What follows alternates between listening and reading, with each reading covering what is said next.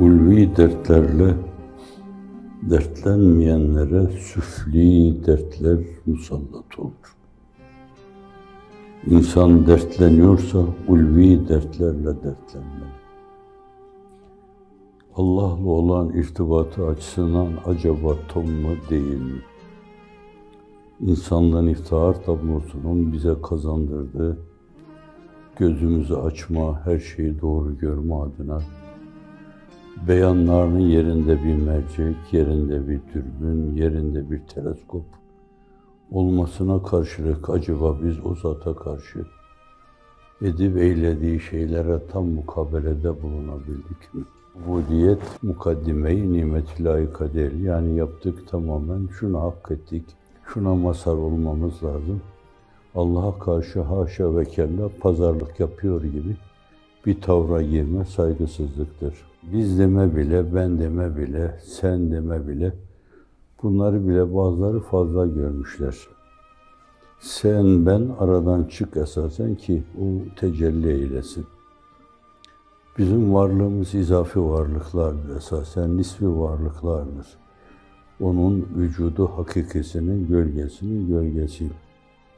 Bu açıdan da hiç alacak bir şeyimiz yok yani. O vereceklerini vermiş. Bundan sonra ömrümüz olduğu sürece isterseniz Hazreti Nuh Aleyhisselam gibi 950 sene yaşayın. Efendim o kadar ömrümüz olsa Cenab-ı Hakk'a karşı hep onu kulluk istikametinde kullansak, samimane, halisane kullansak yine Cenab-ı Hakk'ın üzerimizdeki esasen nimetlerine tam mukabelede bulunmuş olmayız. Şükürde bulunmuş olmayız. Şimdi bununla dertlenme esasen, bunu dert edinme. Sonra ikinci bir mesele, madem misyon itibariyle o yol seçilmiş, peygamberler yolu seçilmiş, evvela Allah'ın bildirilmesi, bütün insanlığa tanıtılması, gönüllerin ona karşı olan alaka ile esasen çarpması, heyecanlanması, bir gayeyi hayal olmalı. Öyle bir şeyle bir insan oturup kalkmazsa şayet, hep onu heceleyip durmazsa, süfli dertler musallat olur ona.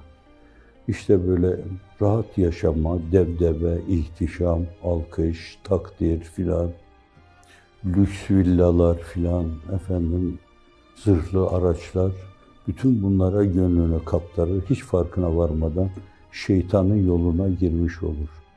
Şeytan da insanlarda esasen sürekli bu duyguyu tetikler durur bence. İnsanın ona karşı koyması Allah'ın inayetine bağlıdır. Allah'ın inayeti de sizin Allah'ın yolunda olmanıza bağlıdır.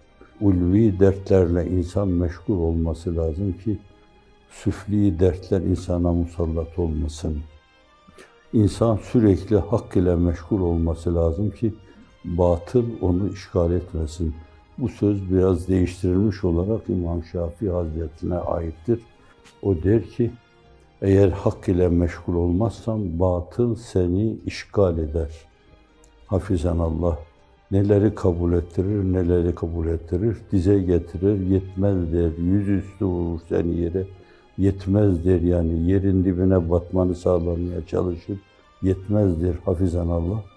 Çünkü insana karşı öteden beri çok ciddi hışmı vardır, hazımsızlığı vardır. Allah'ın Safiyullah olarak yarattığı insana bile bir zelle, bir sürçme yaşattığına göre biz onun tek bir oyunuyla devrilmemiz mukadderdir her zaman. Ona karşı dik durmanın da tek yolu Allah karşısında kemal-i ubudiyetle el pençe divan durmaya, rükâ varmaya, başını yere koymaya, bu arada içini Allah'a karşı dökmeye, el kaldırma, içini Allah'a karşı dökmeye bağlıdır. Onunla ne kadar irtibatın kavi ise şayet, başka öyle o zayıf irtibatlar hepsi kendi kendine sökülür gider. Evet, sökülebilecek bir şey gibi sökülür gider Allah'ın izni inayetiyle.